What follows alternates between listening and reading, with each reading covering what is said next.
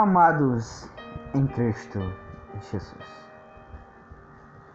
se coloquem de pé desde já e abram as suas Bíblias no livro de Gênesis.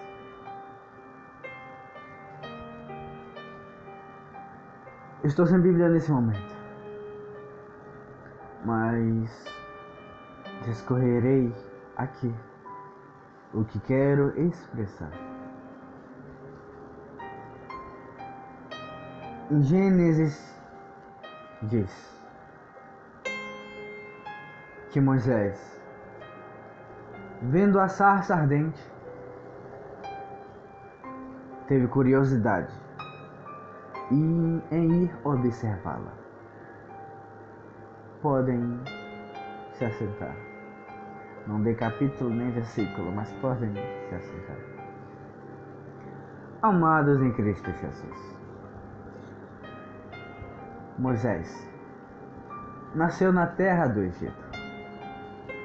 Foi criado aos pés de Faraó e a princesa, a filha de Faraó. Teve mais excelente educação daquele tempo que ele poderia usufruir. Estudou os astros, estudou os estudos seculares que ali existiam naquela época. Usufruiu do bom e do melhor, pois seu pai adotivo era rei do Egito. Sobre a mão dele tinha fazendas, império, servos, soldados, todos a seu serviço. E tudo quanto ele podia dar a Moisés de bom, ele dava.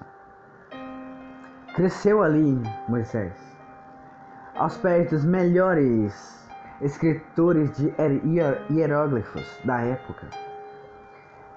Foi totalmente místico, porque conheceu toda a cultura ali egípcia. Porque assim sua mãe adotiva, a princesa, filha de Faraó, fez com que ele soubesse. Essa criança antes tinha sido abandonada. Sim, você pode escandalizar-se, perguntando como a mãe pode abandonar o seu filho?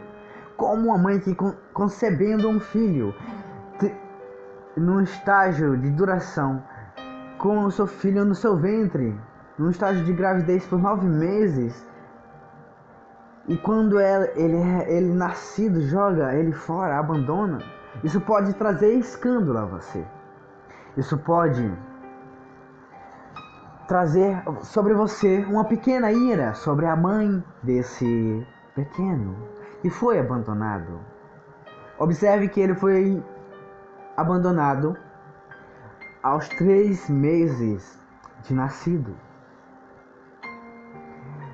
Observe que durante 3 meses a sua mãe pegava ele no colo, alimentava-o, brincava com o seu filho, criava laços ali de amor, paixão por aquele pequenino indefeso, aquele pequenino que é a alegria da casa.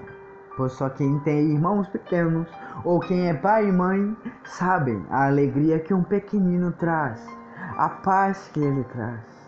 Ali com um determinado tempo que temos com esse pequenino, o amor vai gerando, o amor vai se criando e não nos conseguimos mais ver-nos longe dele.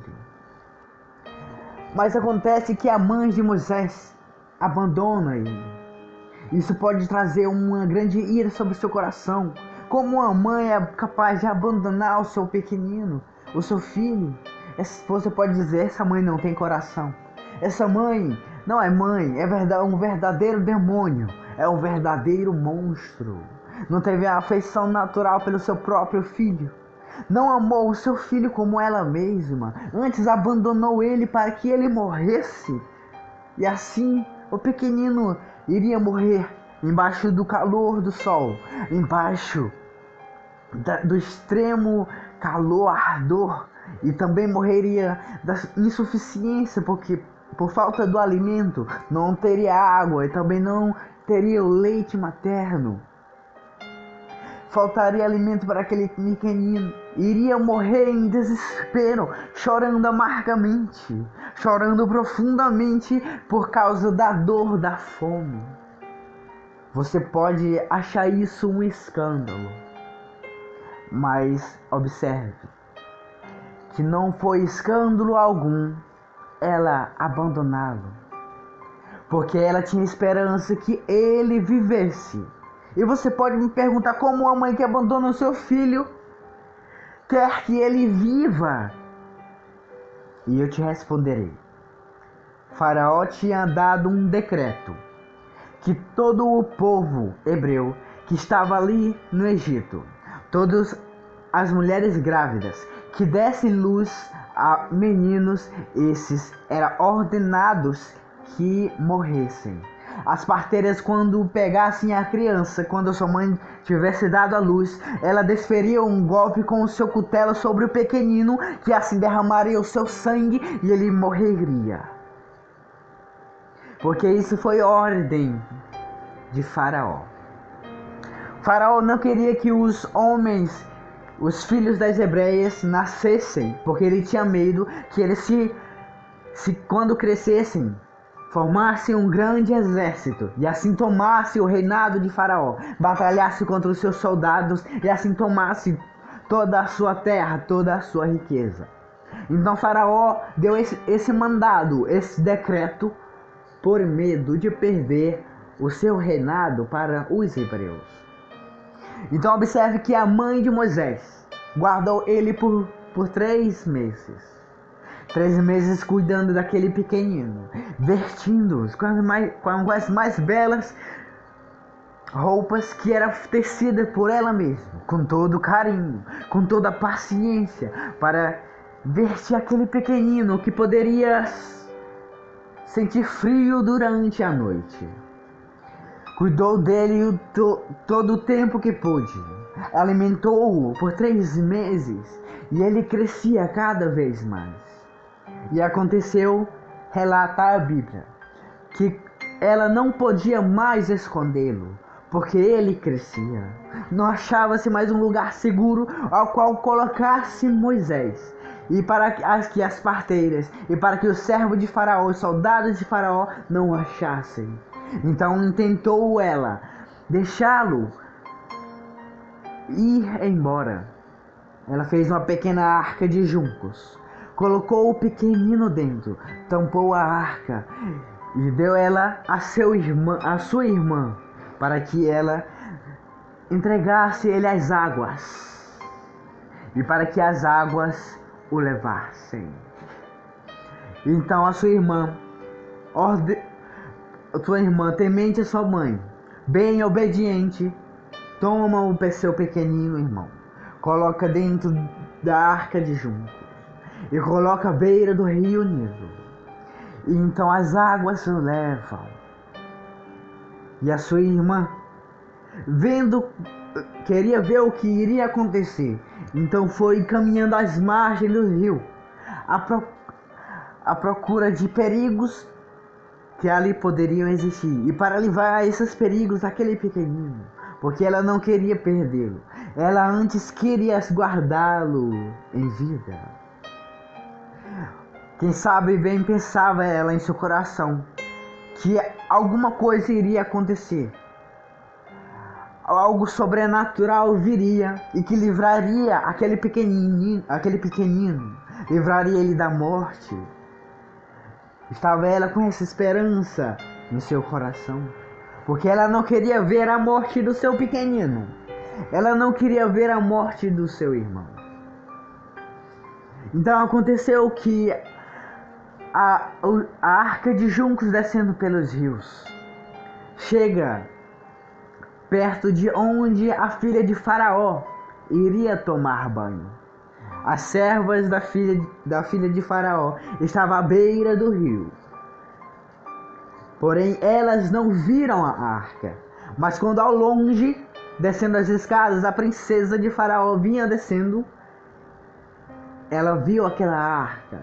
Imediatamente se interessou para ver o conteúdo que poderia existir dentro daquela arca. Então imediatamente ela diz às suas servas para que elas fossem aquela arca e trouxessem às suas mãos. Então as suas servas, extremamente obedientes e submissas à sua princesa, fizeram como ela disse. E ao trazer, a princesa vê ali dentro daquela arca um pequenino. A Bíblia diz que ela vê aquele pequenino dentro e diz que ele é formoso, que ele é saudável. E no mesmo instante ela se admirou dele. Então ela levou à presença de Faraó. Ela convenceu a Faraó a deixar aquele pequenino com ela. E assim ela tomou Moisés por filho adotivo. Então imediatamente ela já procurou babás, já procurou servas que cuidassem daquele pequenino. Ninguém ela achou que poderia cuidar dele. Portanto veio uma hebreia, filha da mãe de Moisés, e disse: eu conheço uma que pode cuidar do seu filho. Então imediatamente a princesa se interessou e mandou chamá-la.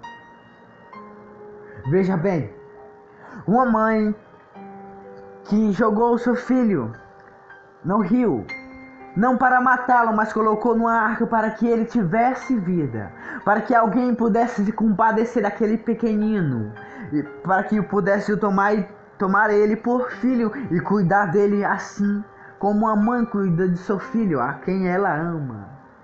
Ela tinha esperança que ele vivesse, pois se ela não tivesse esperança que ele vivesse, ela mesma teria sufocado seu filho quando estava ainda em seus braços. Mas como uma mãe ama o seu filho, ela não quis a morte para ele, antes queria que ele vivesse.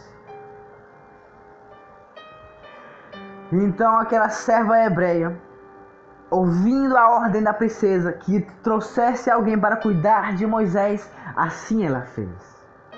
Imagine só aquela irmã de Moisés chegando à mãe de Moisés e dizendo: mãe, a princesa te chama para cuidar de um menino, para você ser serva e para você ser babá.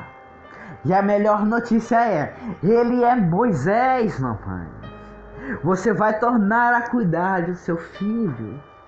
Você vai tornar a cuidar daquele a qual você tinha em seus braços. Imagine só a exultação do coração da irmã de Moisés e a alegria imensa da alma da mãe de Moisés. Agora vai ter Moisés novamente em seus braços. E assim foi. Ela passou a ser bem cuidada por todos ali na casa de Faraó. A sua filha também. E o seu pequenino Moisés também. Então crescia ele em sabedoria, em formosura, em conhecimento. Crescia ele pela vontade de Deus. Porque foi pela intervenção de Deus que a filha de Faraó ouviu aquela arca descendo aos rios. E pela permissão de Deus, ela tomou ele por filho. Então ele crescia em sabedoria, crescia em estatura. E aconteceu certa vez que um egípcio batia em um servo hebreu. E logo ele se irou com isso, porque os hebreus eram de sua família, os hebreus eram do seu povo, e ele não resistiu àquele soldado, aquele servo egípcio batendo em um dos seus irmãos de sangue, seus irmãos da parte de Jacó. Então subiu uma ira sobre o coração dele, que o matou aquele soldado que maltratava um dos seus irmãos. Então ele, com medo dos egípcios matarem ele, com medo de Faraó mandar o exército à caça dele, ele fugiu. Fugiu para uma terra distante. E aconteceu que vários anos após Moisés já ter mesmo família, ele sobe a um certo lugar, a um monte chamado Horebe. E lá no Monte Horebe, ele se depara com uma chama, um resplendor de uma chama em uma sarça, em um espinheiro. E o mais interessante é que Moisés vê que aquela sarça não se consumia por aquele fogo. Então ele, com muita curiosidade, quis ver mais de perto aquele fenômeno que ocorria ali no Monte Horebe.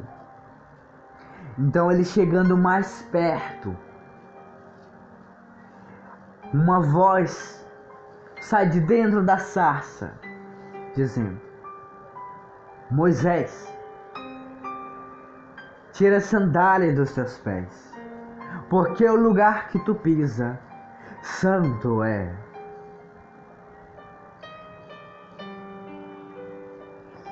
Ele perguntou quem era, e ele disse: eu sou o que sou, eu sou Jeová.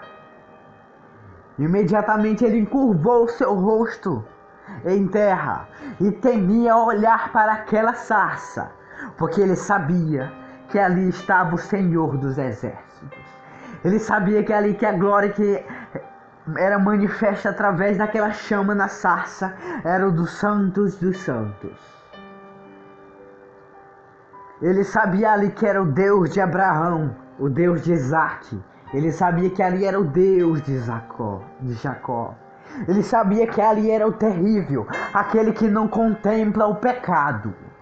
Ele lembrou das histórias que o povo dele contou, que ele fez com aqueles moradores de Sodoma e Gomorra, porque pela sua imensa santidade ele despeja a ira dele sobre os sodomitas e aqueles moradores de Gomorra, por causa do excessivo pecado. O pecado era tão grande que o clamor daquele povo subia aos céus, ao ouvido de Deus. Então ele, não contemplando o mal, ele envia 2 anjos para ver ali naquela terra o tamanho da maldade. E os justos, aqueles anjos, o livrariam, assim como livrou Ló e as suas filhas. A mulher de Ló ficou, porque os anjos deram um mandamento para que não olhassem para trás, mas ela olhou. Ela olhou porque a riqueza dela estava ali, a casa dela estava ali, os bens dela estavam ali, ou seja, o coração dela estava voltado a Gomorra. Porque certa vez Jesus diz a um certo jovem que aonde está a tua riqueza, aí estará o teu coração. Observe, amados, se o teu coração estiver no reino de Deus, se tua riqueza estiver no reino de Deus, em fazer a vontade de Deus, em meditar na palavra de Deus, em entoar louvores ao Senhor dos Exércitos, o seu coração estará no santíssimo lugar, estará voltado para a pessoa de Deus. Então aquela mulher de Ló estava com o seu coração voltado a Sodoma, as riquezas que havia ali dela em Sodoma. Então virou uma estátua de sal quando olhou para a terra. Moisés sabia desse Deus tremendo, desse Deus que não suporta o pecado, desse Deus que abomina o pecado. Ele sabia da excelência desse Deus, que nem os céus, que nem os anjos que habitam nos céus são puros diante aos seus olhos. nem o mais magnífico serafim que há nos céus tem a ousadia de olhar para a face daquele que é 3 vezes santo. Antes eles colocam as asas sobre o seu rosto, cobrem os seus pés e dizem: Santo, Santo, Santo é o Senhor dos exércitos. Ele coloca as asas sobre o seu rosto em referência, dizendo assim: Eu sou santo. Mas aquele que assenta no trono, esse é o Santo dos Santos, esse é Yahvé. Então, sabendo da excelência e da santidade extraordinária de Deus, Moisés se encurva em terra. Não ousa mais, não tem mais a coragem, a curiosidade de olhar para aquela sarça ardente, porque ele sabe que ali é o Todo-Poderoso. Então, aquela sarça, sai uma voz dizendo a Moisés para que ele fosse constituído um príncipe, um libertador do povo ali do Egito, porque os egípcios colocavam jugo pesado sobre os hebreus. Eram escravos, não tinham mais direito de ir e vir. Não poderiam adorar o Senhor dos exércitos no monte, nas praças. Não poderiam fazer os seus templos para a exaltação do Deus eterno. Viviam sem liberdade alguma. Só poderiam fazer as vontades de Faraó. Teriam que voltar aos ídolos de Faraó. Então Deus ouviu o clamor do seu povo, o povo ainda que tinha um coração voltado para ele, que não se deram à idolatria. Então ele liberta o povo do Egito através das mãos de Faraó. Certa vez, Moisés está em frente ao mar juntamente com o povo. Não tem como passar para o outro lado do mar, porque se passassem, morreriam de exaustão pelo nado, e as crianças, as quais não soubessem nadar, morreriam também. E tudo o que receberam no Egito, todos os despojos, todas as vestes caras, todas as joias, ouros e mantimentos se perderiam naquele mar se eles ousassem ultrapassar. E isso era preocupante, porque foi ordem de Deus que ele disse a Moisés para levar o povo junto ao mar, junto à beira do mar. Então Faraó, depois das 7 pragas que Deus despejou sobre o Egito, ele deixa Moisés ir junto com o povo. Mas quando passam os dias, ele se arrepende. Ele diz: Moisés fugiu junto com o meu povo. Então dá ordem a toda a sua legião de soldados para ir diante aos hebreus e escravizá-los novamente, colocar grilhões em suas mãos e trazê-los novamente escravos, e colocar novamente julgos pesados sobre eles. Então Deus, com sua infinita misericórdia, sabendo das intenções do coração de Faraó, do seu coração maldoso que é voltado ao opróbrio dos homens, é voltado somente para humilhar os hebreus, Deus não permite. Ele dá ordem a Moisés para que pegue o seu cajado e fira as águas. E então Moisés pega aquele cajado com toda a autoridade dada pelos céus, fere as águas, e as águas se partem ao meio.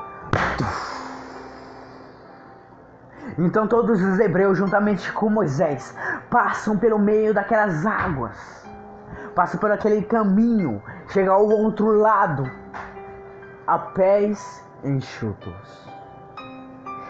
E em seguida vinha correndo ligeiramente para escravizar os hebreus, os soldados de Faraó. E Deus, não permitindo, manifesta o seu poder. Ele manifesta a sua glória. Ele manifesta a sua misericórdia, fazendo que as águas novamente se juntem e matem tanto os cavalos como os cavaleiros, todos os soldados, livrando eles assim das garras de Faraó. Assim eles não viveriam mais em escravidão. Eles seriam livres para adorar Deus ali, naquele deserto. Deus está aqui hoje. Que Ele liberta você das mãos, das garras do inimigo, das mãos de Faraó, que é o mundo e seus deleites.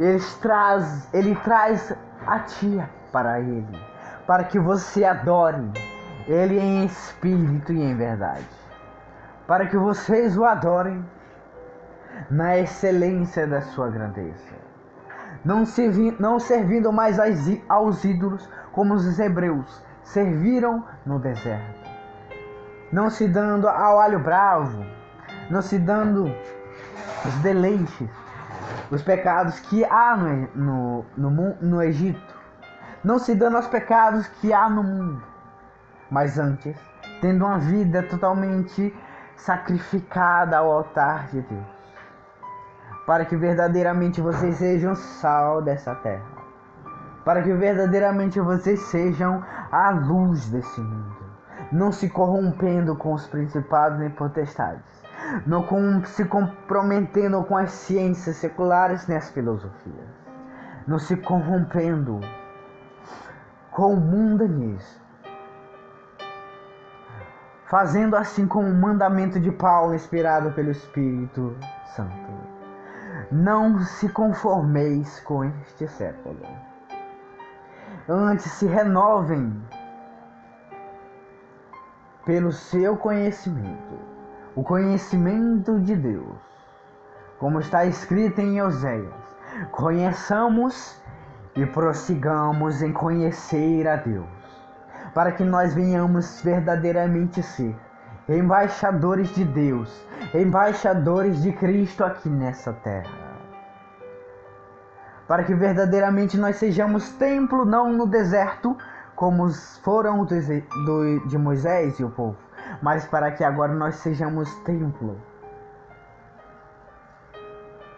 no meio da sociedade, templo de Deus, para que todos olhem, assim como diz Jesus, para que todos olhem a vocês e glorifiquem a Deus que está nos céus, através do seu modo de falar, através do seu modo de viver, se admirando pela sua pessoa que foge do mal e foge da aparência do mal, incentivando a muitos a conhecerem ao Senhor dos Exércitos, a Yahvé, aquele que é 3 vezes santo.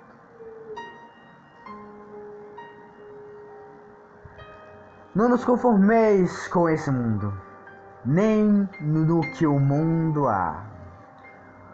No que existe no mundo são concupiscências da carne, concupiscência dos olhos, tudo aquilo que é contrário à vontade de Deus. Mas vocês são nação eleita, são sacerdócio real, e os servirão após o juízo final, após vocês serem e terem por herança o reino de Deus. Estarão nos santos dos santos, cantando com os serafins e adorando eles em espírito e em verdade, para toda a eternidade, num lugar onde a tristeza salta de alegria, um lugar onde nosso espírito, nossa alma se exaltará na presença de Deus. Nos regalaremos, nos satisfaremos na presença do Eterno, para todo o sempre. Veja só como Deus é bom. Antes não tínhamos chance de salvação. Não teríamos como ser salvos por nossa própria vontade, nem pelo cumprimento da lei. Mas Ele enviou seu Filho único, para que todo aquele que nele crê não pereça, mas tenha vida eterna, para que eles sejam reconciliados com Deus, e assim sejam chamados filhos de Deus. E agora a Ele, agora a Ele. Porque dele, por ele, para ele são todas as coisas. Porque dele, por ele, para ele são todas as coisas. Porque dele, por ele, para ele são todas as coisas. Porque dele, por ele, para ele são todas as coisas. A Ele a glória,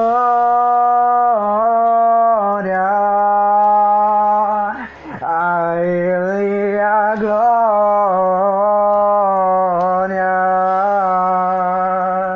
a Ele a glória, para sempre. Amém. A Ele a glória,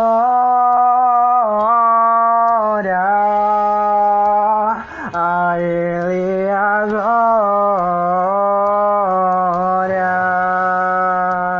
a Ele a glória, para sempre. Amém.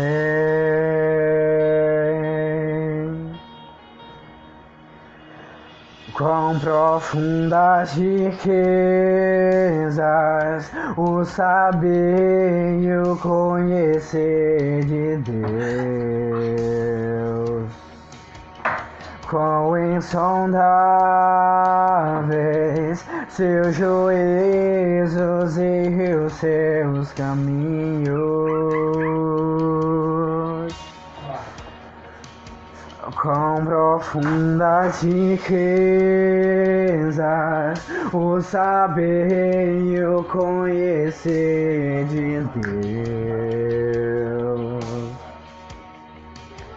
quão insondáveis seus juízos e os seus caminhos. A Ele a glória,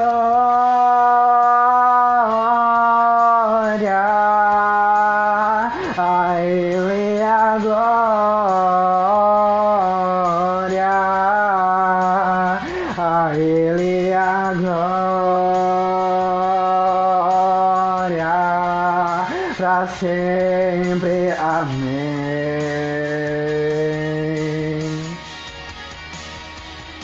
A Ele a glória,